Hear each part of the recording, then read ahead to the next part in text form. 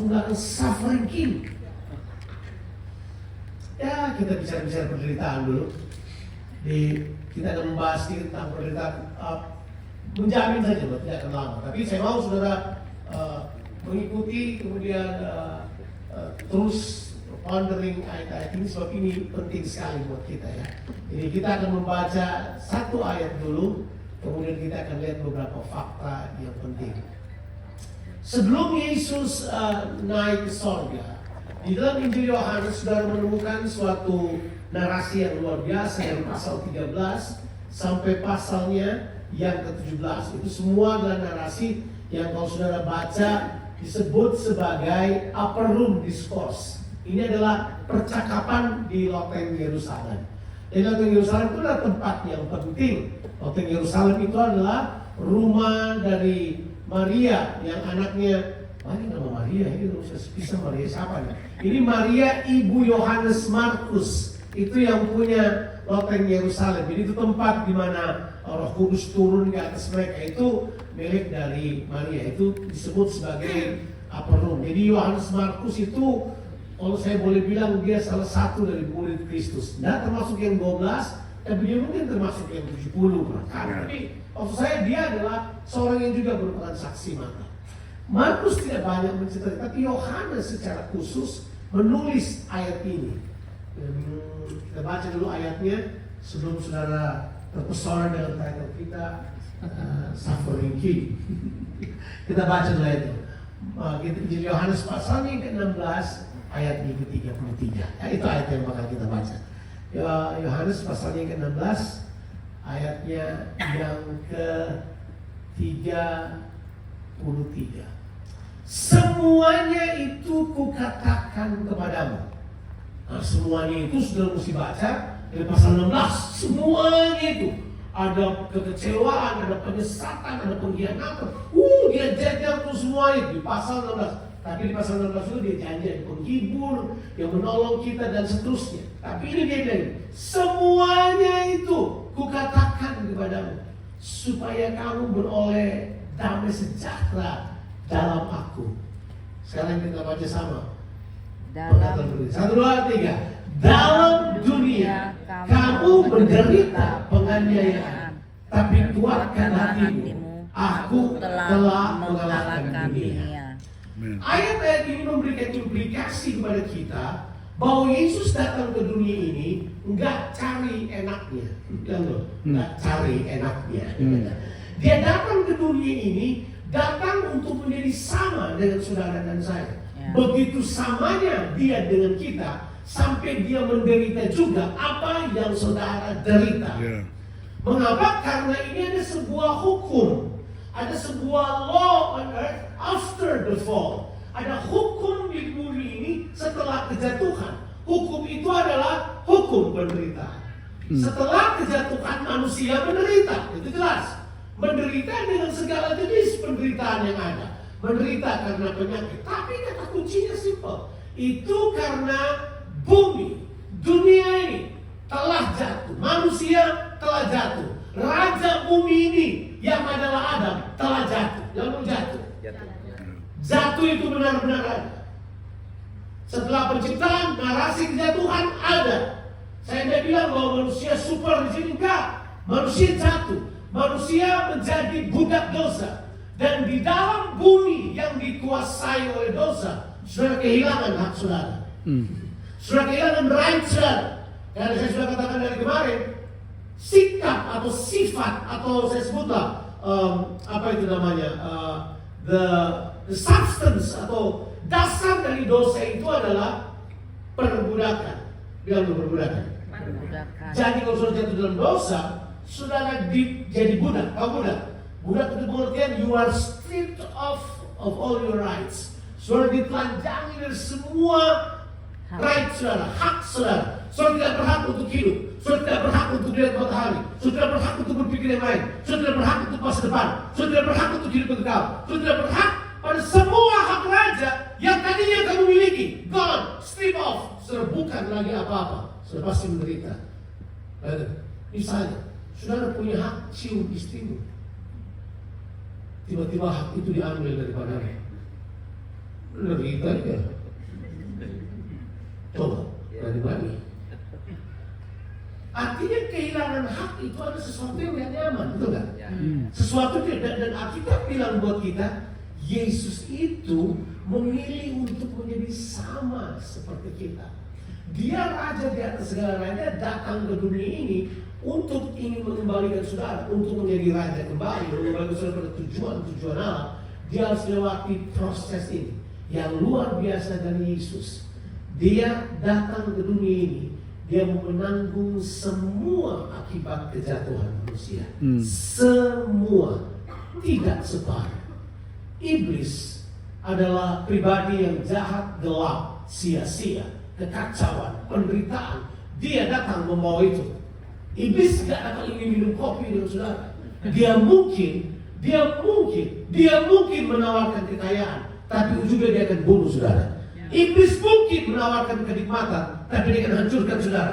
Sebab ditulis bahwa pencuri itu datang hanya untuk mencuri, membunuh, dan membinasakan. Dia tidak punya pilihan lain. Makanya dia mungkin tawarkan kopi, pakai Delis. Mungkin dia tawarkan kopi, pakai susu.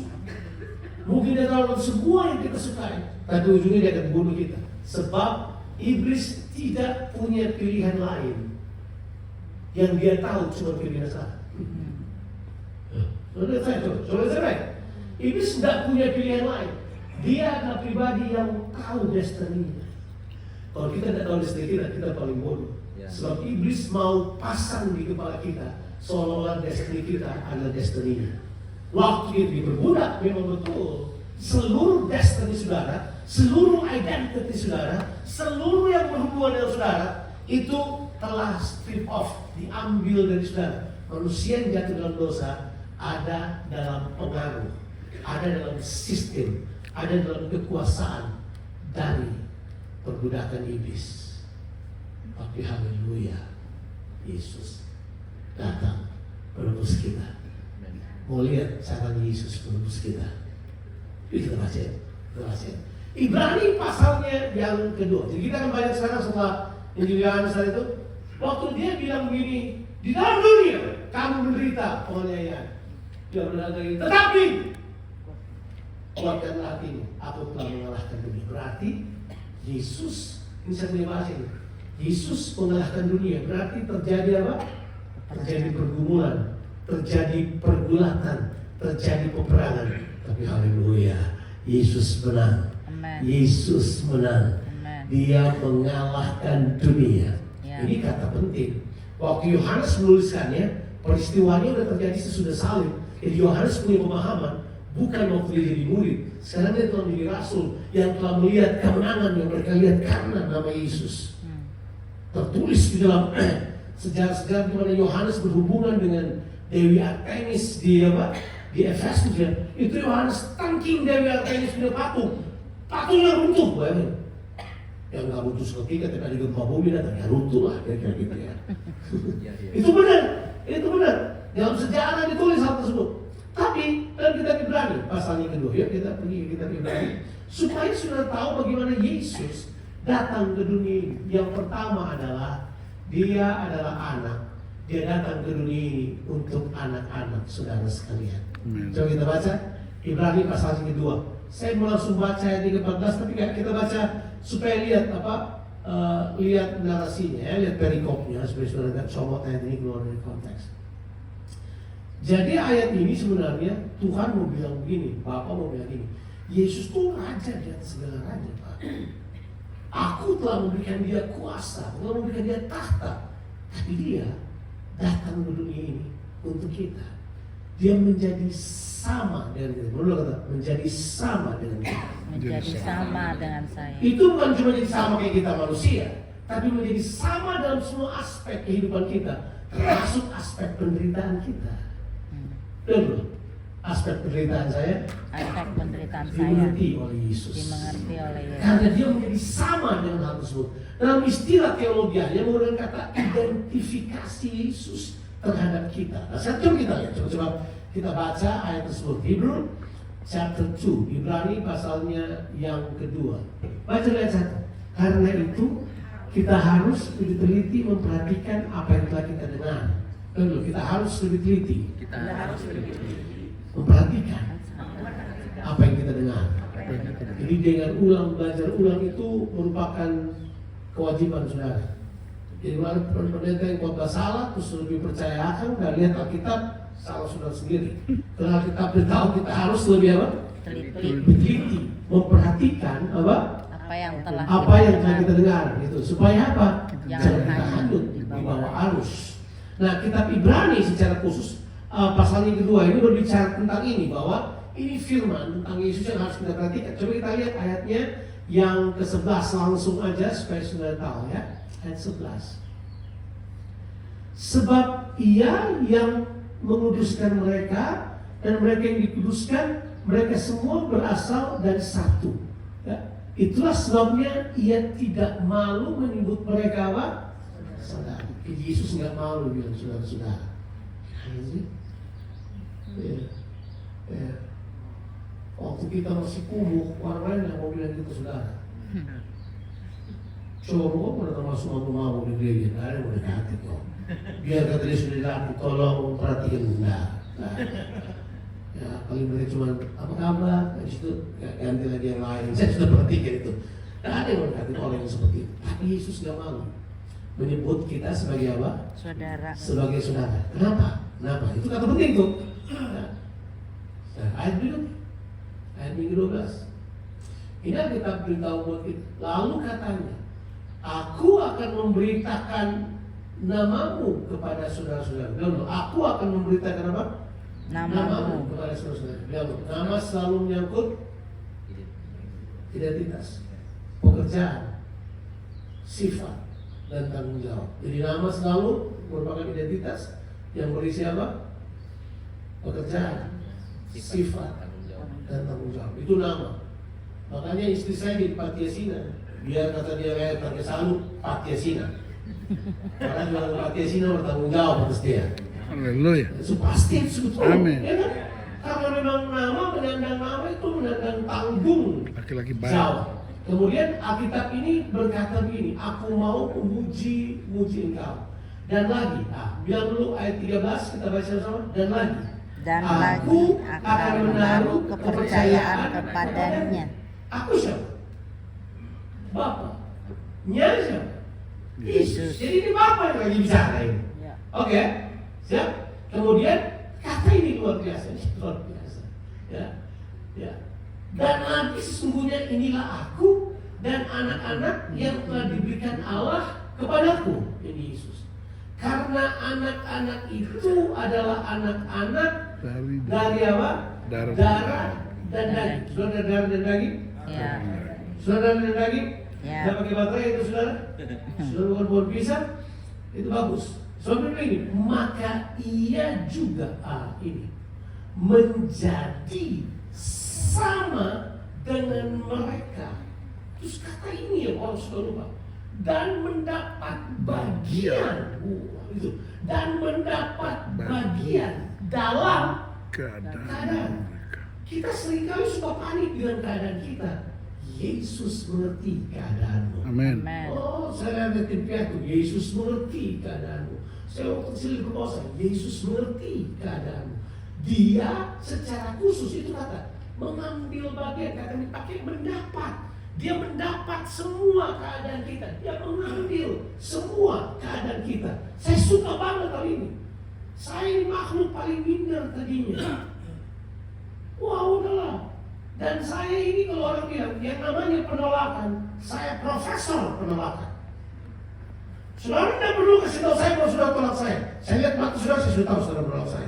Saya lihat bahasa tubuh saudara, saya sudah tahu saudara menolak saya. Saya tahu yang namanya penolakan. Saya mengerti bro. Kenapa? Saya mengalaminya. Tapi yang kita bilang ini, Yesus mengambil bahagian itu.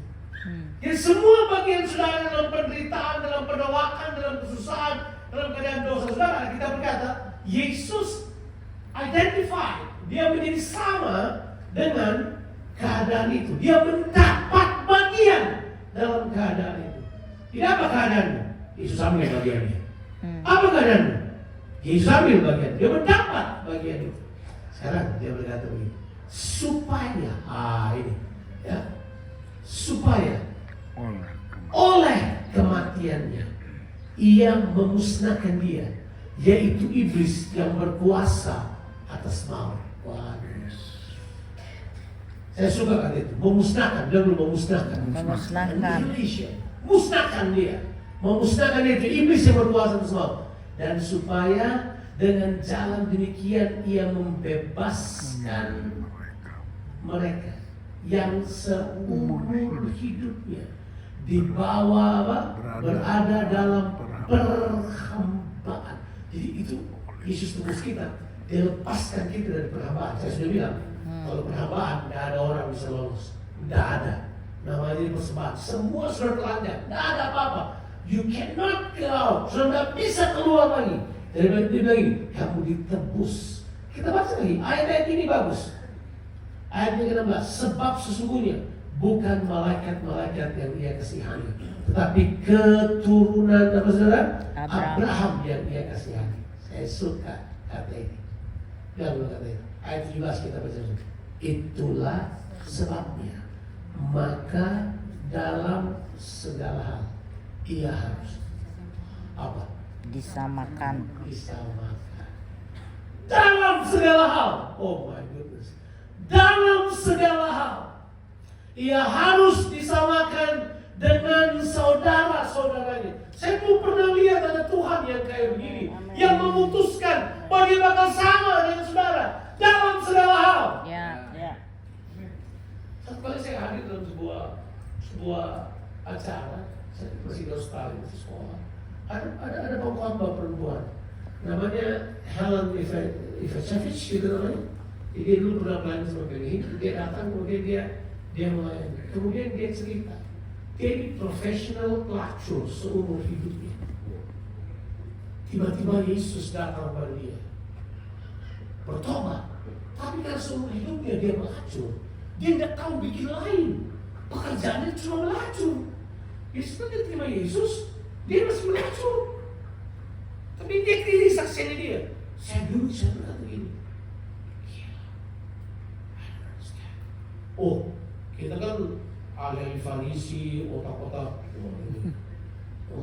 Pentekosta yang berubah-ubah ini, kita hakimi, bos. Kan pertanyaan benar atau salah? Bukan benar atau salah, bukan. Yang dia cuma mau bilang begini, dalam keadaan seperti itu, Yesus menyamakan dirinya dalam keadaan seperti itu. Saya keluar, saya menangis, saya bilang, pantas dia dipakai Tuhan. Terus dia bilang ini, waktu dia tahu bahwa Yesus jadi sama dengan dia, itu kata yang dia tidak pernah boleh lupa. Yesus itu bukan cuma jadi sama dengan kita, dia ambil itu pada dirinya. Si Helen bilang apa? Saya kemudian tidak berniat lagi untuk cari uang dengan cara kayak begitu. Tapi saya kan nggak tahu buat yang lain. Keahlian saya cuma itu. Saya mau bikin apa? Akhirnya orang bilang buat dia, try hairdresser salon. Kemudian bertiga, kemudian dia tahu dia bisa dandan sedikit, bikin rambut. Dan dia start dari situ untuk memulai kehidupannya. Tapi dia bilang, begitu dia bertobat, 3 bulan berikutnya, dia masih tetap melacur. Saya dulu pikir dalam hati saya, orang kayak gini biasa kita hakimi kan. Tapi ini yang saya mau katakan pada saudara, kalau yang namanya penderitaan karena dosa, Yesus mengerti benar. Karena Alkitab bilang dia menjadi sama. Bahkan kata Ibrani, kata itu bukan pilihan, tapi itu kata keharusan. Ia harus menjadi sama. Itu tuh saudara kita. Itu dia ada pilihan? Enggak, itu ia harus menjadi sama. Tapi ini yang saya suka. Ia harus bersama saudara-saudaranya supaya ia menjadi imam besar yang menaruh belas kasihan, yang setia kepada Allah untuk mendamaikan dosa untuk seluruh bangsa. Oh, sebab oleh karena ia sendiri, ini kata kunci. Karena ia sendiri apa? Telah menderita karena pencobaan. Maka ia dapat menolong mereka yang dicobai. Lalu Yesus lewati semuanya, mengerti semuanya tentang keadaan saya. Itu puas. Sudah? Kita pindah ke Ibrani pasal 5. Saya sedang memberitahukan hal ini supaya saudara tahu bahwa penderitaan di dunia ini yang Yesus alami itu ada sebabnya, karena dia menjadi sama dengan saudara. Tapi ini buat kita, sekarang kita lihat Yesus sebagai patron kita, sebagai model kita. Ibrani pasal 5 ayatnya, kita baca saja ayatnya yang ke 6, 7, dan 8. Let's go to Hebrew chapter 5. Okay. Atau kita baca ayat yang kelima. Ini bercerita tentang imam besar. Demikian pula Kristus tidak memuliakan dirinya sendiri dengan menjadi imam besar, tetapi dimuliakan oleh Dia yang berfirman. Okay. Anakku, engkau telah kuperanakan pada hari ini, sebagaimana firman-Nya dalam suatu nas yang lain.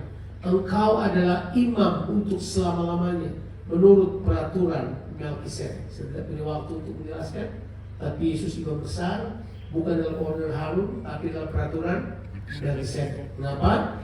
Sebab kalau order Harun harus keturunan Lewi, Yesus keturunan Yehuda. Makanya yang tepat itu adalah order Melkisedek. Sekarang ayat yang 7. Dalam hidupnya sebagai manusia. Oke. Jadi nggak lihat Yesus sebagai Tuhan sekarang ya. Lihat dia sebagai apa? Manusia. Dalam hidupnya sebagai manusia, Ia telah mempersembahkan doa dan permohonan dengan ratap tangis dan keluhan. Saya suruh ratap keluhan, harusnya erangan kepada Dia yang sanggup menyelamatkannya dari maut, dan karena kesalehannya Ia telah didengar. Kata kesalehan ini bukan datang kata Eusebia, tapi datang kata Euledia. Lebih kepada karena takutnya, karena hormatnya kepada Tuhan. Kemudian dibilang seperti ini. Ini kata yang saya pilih hati-hati sekali. Dan sekalipun ia adalah anak, ia telah belajar menjadi taat dari apa yang dideritanya. Siapa yang tahu bahwa ketaatan itu adalah jalan para raja? So kalau kita bicara ketaatan itu bukan jalan perbudakan. Ketaatan itu adalah jalan para raja. Sebab ketaatan itu bukan ketaatan karena terpaksa. Kalau ketaatan budak adalah ketaatan karena paksaan, karena cambukan, force. Tapi kalau ketaatan para raja beda. Ketaatan para raja itu dasarnya bukan pada kehendak atau masternya atau paksaan dari luar, tapi ketaatan para raja itu keluar karena kehendaknya yang sejalan dengan kehendak Allah. Itu beda. Jadi makanya kita ini disebut oleh Alkitab sebagai ketaatan yang berbeda. Saudara tidak beda dengan ketaatan agama. Ketaatan agama adalah ketaatan karena paksaan. Kalau kamu tidak berhubungan, Tuhan benci kamu. Kalau kamu tidak bikin ini, Tuhan ketok kepalamu. Ini teologi Angry God. Ini bukan cuma Angry Bird yang ada, ini ada Angry God. Ini teologi Angry God gitu. Selalu Tuhan, itu agama. Tapi kita tidak begitu. Teologi yang harus kita bangun dalam kehidupan kita begini. Karena kita anak raja, di dalam kita ada kehendaknya, di dalam kita ada tujuannya. Saya termotivasi untuk melakukannya karena saya mentaati kehendak Allah, karena di dalam saya ada kehendak Allah, ada will-nya, ada tujuannya. Kehendak Allah nggak ditaruh di luar saudara, kehendak Allah telah ditaruh dalam kehidupan saudara. Amen. Ada orang mau cari kehendak Allah keliling dunia, nggak perlu. Tuhan taruh firman-Nya dalam saudara, Tuhan taruh roh-Nya dalam saudara. Itu membantu saudara. Makanya belajar taat bukan karena paksaan, tapi bukan berarti tidak ada keharusan. Harus tetap ada. Yesus saja harus kok, kita tidak. Nah, Alkitab bilang buat kita prinsip yang paling penting, dia menjadi taat dari apa yang telah didertanya. Dan dulu belajar taat dari penderitaan. Jadi ternyata Yesus tahu tempat terbaik untuk belajar taat adalah penderitaan. Ya. Kenapa? Sebab penderitaan itu selalu bertentangan dengan kenyamanan daging kita. Penderitaan itu bertentangan dengan semua kenikmatan. Penderitaan bertentangan dengan semuanya. Ada di sini yang sakit, kemudian dia bersuka-cita, nikmatnya ini bisa digantung, ya, gitu. Nikmatnya yang bisa punya ginjal yang sakit. Ada begitu. Nikmat saya sudah pendarahan 12 tahun. Begitu. Kamu tidak ada nikmat dari penderitaan. Tidak ada nikmat dari penderitaan. Penderitaan selalu memberikan kepada kita keluh kesah. Tapi Alkitab beritahukan buat kita, sebagai ganti daripada keluh kesah, mending mentaati Tuhan. Ya. Mending you build membangun ketaatan dari dalam. Ya. Bangun ketaatan dari dalam. Ketika misalnya saya kekurangan, sangat menderita untuk memberikannya kepada orang lain. Terus orang yang kita berikan senang-senang, kita kosong lupetkan dia senang-senang makan minum. Padahal uangnya dari kita, sama namanya. Itu penderitaan. Pura-pura dia tahu. Kalau kita bukan kantongnya, hatinya.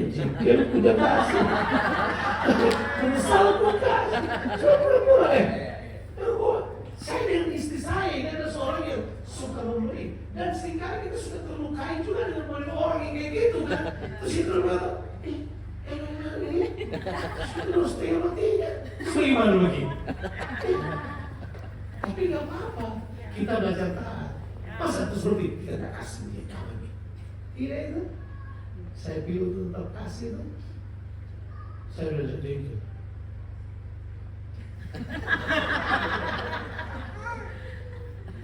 Oh my God.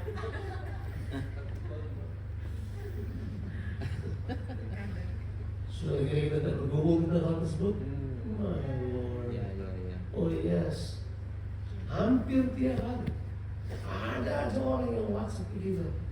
Ada yang tunjukkan akunnya yang sudah nol. Iya, akunnya 0,85. Terus dia cuma sebut nama aku. John. Iya. Terus saya belajar. Seringkali kita cuma ini penderitaan yang lebih berat dari lain seperti ini. Ini penderitaan. Coba lihat penderitaannya. Ini penderitaannya. Ini penderitaannya itu begini. Dia minta dari kita. Terus Tuhan suruh kita, jangan memang kau pandang enteng mereka itu. Tetap anggap mereka sebagai saudaramu. Tetap anggap mereka mulia. Itu penderita kita. Sudah pintar tidak bayar. Kristen Sulaiman kan itu utang nusun-nusun, bayarnya eman-eman. Saya kira orang jauh cinta tuh, orang Makassar tahu gini. Ini ternyata begini.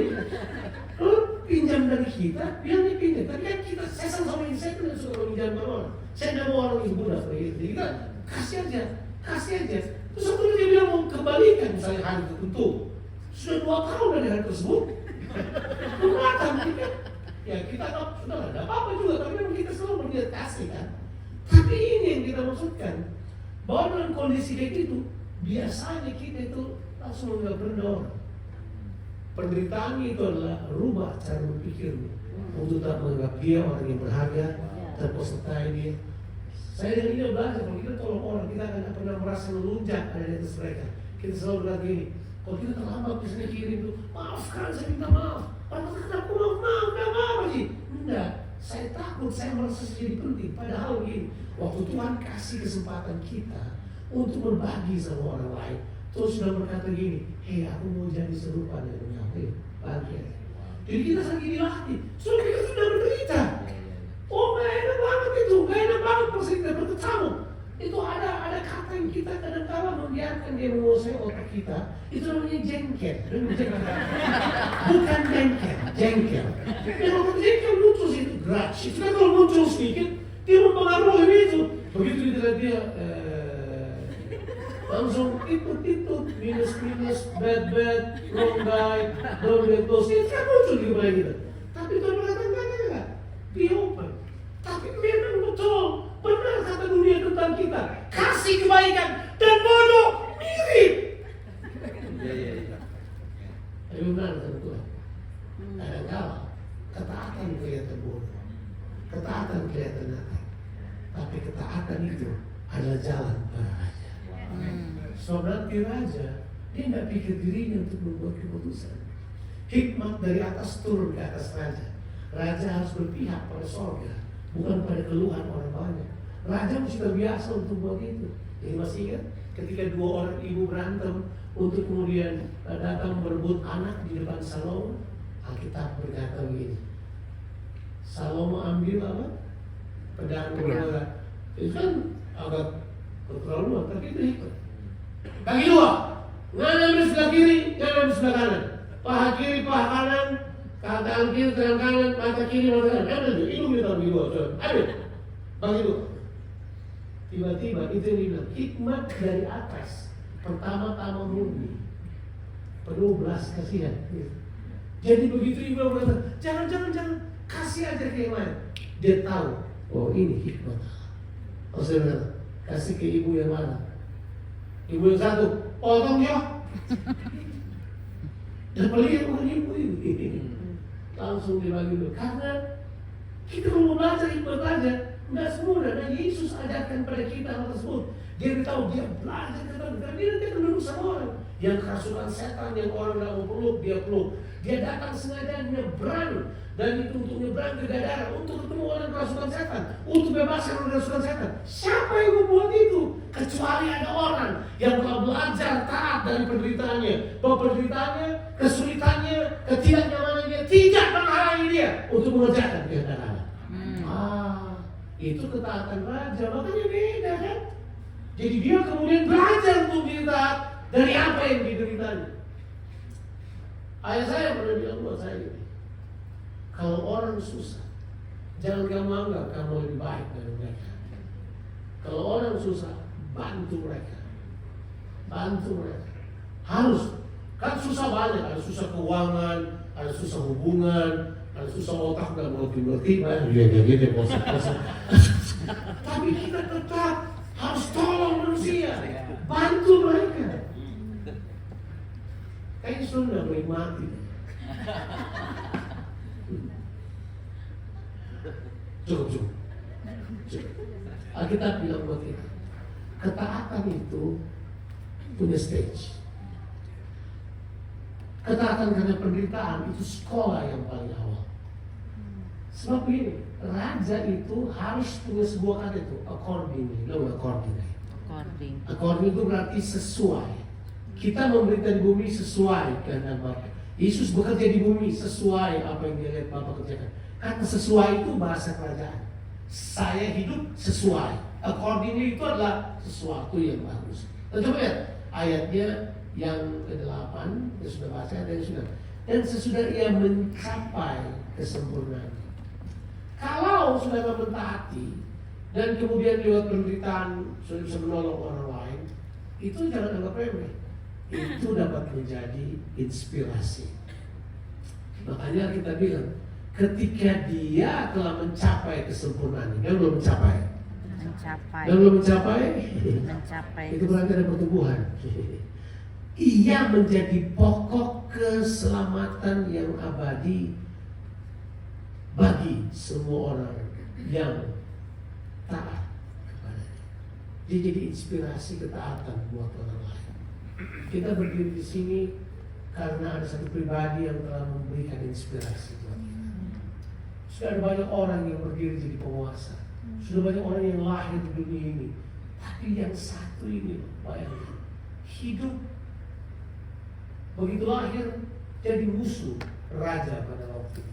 Dikejar-kejar untuk dibunuh. Kemudian umur 2 tahun dalam pelariannya ke Mesir bersama bapaknya, tinggal di negeri asing. Kemudian setelah mati rajanya baru dia kembali. Diperkirakan usianya kira-kira 10 sampai 12 tahun. Tinggal di Nazaret. Katanya dibilang dia disebut tadi. Selama di Nazaret hidupnya sama dengan semua bocah biasa. Lari sana, lari sini. Seperti biasa. Bahkan tidak ada cerita tentang dia. Sejak umur 12 tahun tidak ada cerita tentang dia. Makanya ada yang menulis buku The Silent Years of Jesus. Katanya Yesus belajar di Tibet.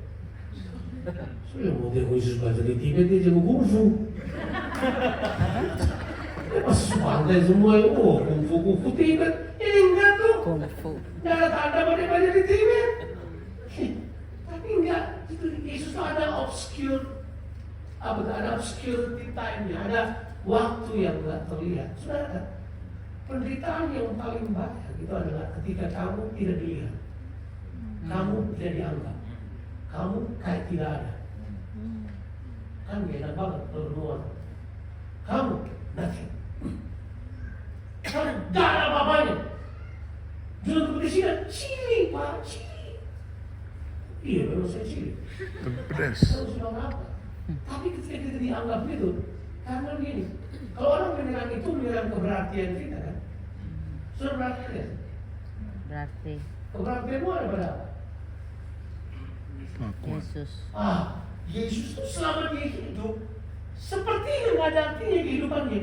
Bayangkan adakah orang cuma melakukan pekerjaan selama 3 tahun, kemudian seluruh kehidupannya dalam 3 tahun itu dia terkenal cuma kurang lebih 1 tahun 10 bulan. Setelah itu dia dilawan, dia ditolak, dia dianggap oposisi, dia wah luar biasa itu.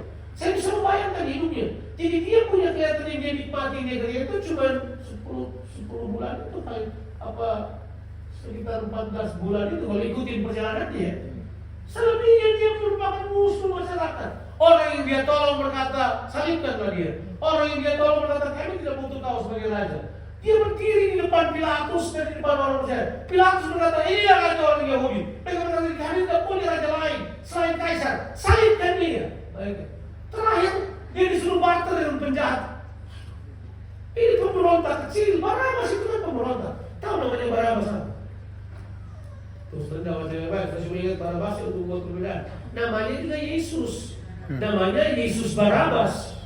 Yesus namanya Yesus raja orang Yahudi. Itu nama yang dipakai. Makanya ini yang dibilang oleh Pilatus. Kamu pilih siapa? Yesus Barabas, pemberontak Romawi kecil. Waktu itu preman tengiklah dari pasar itu raja. Dan ini Yesus raja dari dasar. Kamu pilih siapa? Mereka berkata, kami pilih Barabas dibebaskan. Salibkan dia. Tidak ada orang yang jadi, kalau dibaca sejarahnya kayak pecundang banget kan. Kayak gak ada nilainya. Seringkali kita nilai kehidupan kita. Ini lebih berarti, ini tidak berarti. Mari saya beritahu pada saudara, tidak ada kehidupan kita yang terjadi secara kebetulan. Mau enak, kalau saya punya bahasa, sudah injak tai sapi pun, mungkin bahasa dikasih, sudah makan tai sapi pun, sudah terguling di dalam, mungkin mabuk hancur dada hatinya. Sejarahmu tetap bisa jadi inspirasi bagi orang lain. Kalau saudara kemudian mengerti artinya bahwa lewat ketaatan ini kamu bisa menang. Yesus kemudian mati dengan cara yang paling mengerikan yang pernah dilihat oleh manusia. Passion of Christ menunjukkan hal tersebut. Saya tonton Passion of Christ pertama di tahun 2000. Saya tontonnya di Melbourne. Saya tonton di Charleston. Itu karena satu gereja Pak Agus Budiman beli sewa gitu loh. Sewa jam itu untuk jemaat. Bisa jemaat terus tebak saudara. Kita tunggu kan. Yang keluar itu adalah itu pang-pang yang rambutnya begitu, yang pakai eyeshadow tebal-tebal, eyeshadow sampai sini, wow, pokoknya gothic dan pang keluar, pakai rangka seluruh tubuh. Itu keluar mereka menangis, pukul-pukul kepalanya di tembok. Mereka berkata, we never seen this before. Kami tidak pernah lihat kejahatan kayak gini. Wah, guling-guling. Kita lihat, film itu. Saya nonton juga brutal banget ya, penggambarannya brutal banget. Ya toh, ada orang yang mati kayak gitu. Saya coba tanya, dunia ini, siapakah pribadi yang paling dirayakan di muka bumi ini? Yesus. Siapakah pribadi yang paling disembah di muka bumi ini? Yesus. Dia menjadi sumber inspirasi yang dahsyat sekali. Penderitaannya tidak sebanding dengan itu. Makanya Paulus bilang pada orang di Roma, kamu memang menderita. Waktu Paulus tulis surat kepada jemaat di Roma, orang teraniaya juga. Sampai bilang enggak. Di Roma orang dibakar hidup-hidup. Semua hukuman yang memberikan semua ikut Yesus, begitu akibatnya. Dibakar hidup-hidup kah? Jadi obor kah? Sudah disalibkan terbalik seperti Petrus kah? Mayat diikat pada tubuh saudara kah? Apa aja yang mereka buat? Dikasih masuk di dalam apa? Dikasih masuk dalam apa ini? Arena yang besar di mana gladiator di situ bertemu dengan mereka, bertemu dengan singa, binatang buas. Saya baca tulisan seorang martir ya. Itu mereka bilang begini, setiap kali ada singa lapar lepas. Misalnya kita berlima yang mau diserang, kita berlima. Orang kesini mereka mula-mula, singa dilepas, mereka mulai lari. Satu yang mereka berkata ini, udah, kamu tunggu di sini. Dia lalu dia kasih diri untuk dimakan. So, singa kan cuma makan satu orang, emang singa makan apa? Satu kampung. Habis singa makan satu, dia kenyang, selamat ini. Satu aja yang mati. Orang kan lihat dari atas.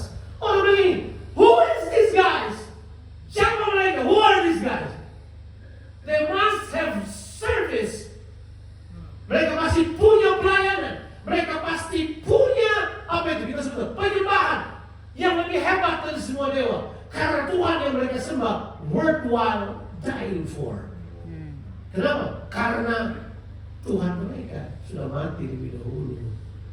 Penderitaan memang selalu tidak menyenangkan.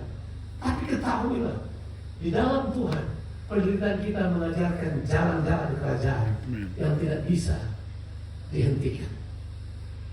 Embrace. Terima. Sebab Yesus datang ke dunia ini, jejak yang dia tinggalkan. Jejak kemuliaan karena penderitaan. Kita ambil ayat terakhir dan kita selesai. 1 Petrus pasalnya yang kedua, ayat yang ke-21 sampai ayat yang ke-23. Ini adalah ayat yang ditulis di atas itu, suffering of the King. Kita kembali ke situ. Dan itu jalan Yesus atur buat kita. Alkitab berkata demikian, sebab dapatkah disebut pujian jika kamu menderita pukulan karena kamu berbuat dosa. Tapi jika karena kamu berbuat baik dan karena itu kamu harus menderita, maka itu adalah kasih karunia pada.